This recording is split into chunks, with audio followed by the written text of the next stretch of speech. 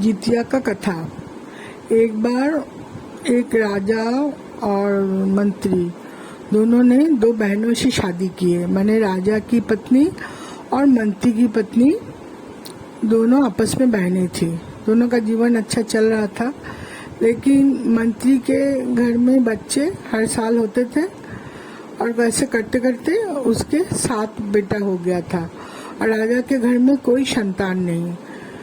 तो बहन राजा की पत्नी जो थी वो लेडी दुखी थी, तो अपनी बहन को बोली, देख मेरे घर में कोई औलाद नहीं है। तो वो लोग बोले चलो हम लोग एक ज्योतिषी के पास जाते हैं, ज्योतिषी को देखते हैं ज्योतिषी क्या बोलते हैं। हम लोग हमको हो रहा है, तेरे को क्यों नहीं हो रहा। फिर वो लोग गए गंगा किनारे, एक साधु बाबा बैठे थे, उनके पास गए। तो उन्होंने बोला एक काम करो, एक 2 लकड़ी दिए दोनों के हाथ में। वो जितिया का पारण का दिन था। तो बोले तुम एक काम करो, दोनों अपना अपना दांत खोदो। दोनों दांत खोदे तो राजा की जो पत्नी थी उनके दांत से छोटा छोटा मांस का टुकड़ा निकला, और जो मंत्री की पत्नी थी उनके दांत से खीरा और कुशी केराव दाल का टुकड़ा निकला।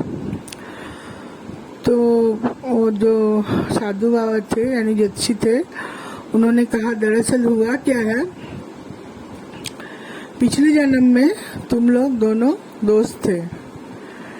तुम राजा की पत्नी को बोले तुम शियार थी और तुम चील थी, चीलो और शियारों की कहानी है ये। बोले शियार जो है पेड़ के नीचे रहता था और चील जो है चीलो वो पेड़ के ऊपर रहती थी। तो जितिया के टाइम में दोनों व्रत रखे थे। तो सारा दिन कुछ खाए नहीं, पिए नहीं, पानी नहीं पिए। तो रात में जब रात हुआ तो चीलो पूछी शियारों से, बहन आज का दिन बड़ा लंबा था, बड़ी मुश्किल से अब सुबह का इंतजार कर रही हूँ जब मनुष्य जन अपना औरतें चीलो शियारों को देंगी तब हम लोग खाएंगे, फिर हमारा पारण होगा। लेकिन नीचे से कुछ कटकट करने की आवाज आ रही है, कैसी आवाज है। तो शियार जो थी वो बोली, दरअसल ना उपवास रखी हूँ ना तो हड्डी कटकटा रहा है, इसीलिए ऐसे तुमको सुनाई दे रहा है। दरअसल वो शियार से भूखे रहा नहीं गया तो मांस खा ली थी, मैंने किसी जानवर को मार के खा ली थी। तो ये है कहानी। चूंकि जितिया के पर्व के दिन उन्होंने ऐसा किया तो उनको बच्चे नहीं हुए। ये सुन के तो दोनों आ गई घर। राजा की जो पत्नी थी उसको तो वो गलती गलत थी, फिर भी उसको गुस्सा बहुत आया।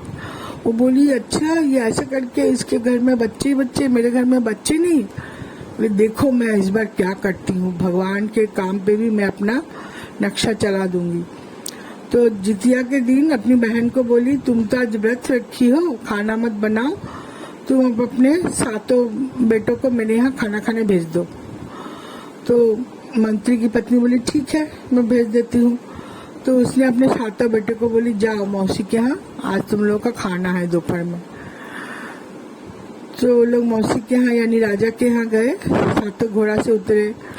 इसको तो गुस्सा तो था ही, 7 का गला काट दी और काट के 7 डाली में सजा के लाल कपड़े से ढक के बहन के यहाँ भिजवा दी। बोले अब मजा आएगा, देखो 7 बेटे को मैंने मार दिया है, अब इसके पास भी बच्चे नहीं है।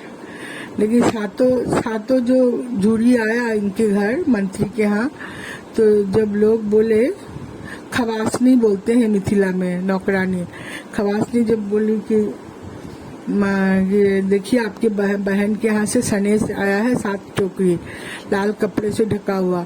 तो उन्होंने कहा देखो आज तो मेरा उपवास है, काम करो भगवान के पास रख दो 7 टोकरी और मैं कल सुबह खोलूंगी। तो 7 टोकरी रख दिया गया भगवान के पास। वो सोच रही है कि मेरे बेटे गए मनुष्य के यहाँ, फिर आए नहीं खाना खा के। फिर सोची आज वो लोग शायद वहीं रुक जाएंगे, कल आएंगे। तो दूसरे दिन सुबह हुआ, सुबह होते ही इन्होंने मंत्री की पत्नी नहाई धोके अब दिया बाती की, कथा सुनी दिमुत वाहन गोसाई की। अब बोली जो बहन के यहाँ से जो 7 टोकरी आया है उसका उसका जो ढका हुआ है उसको खोलते हैं। खोली तो देखिए हाथों में 700 नारियल रखा हुआ है और उनके बेटे सब घोड़ों में चढ़ के एक एक करके आ गए। यानी जो बच्चों के सिर रखी थी वो सारे नारियल में परिवर्तित हो गए।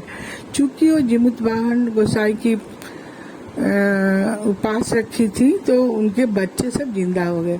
ये भगवान इतने जागृत हैं, आपके बच्चे के आए हुए सारे संकटों को दूर करते हैं। तो ये है जितवा की कहानी जो हम बचपन से अपने माँ से सुने हैं ये कहानी।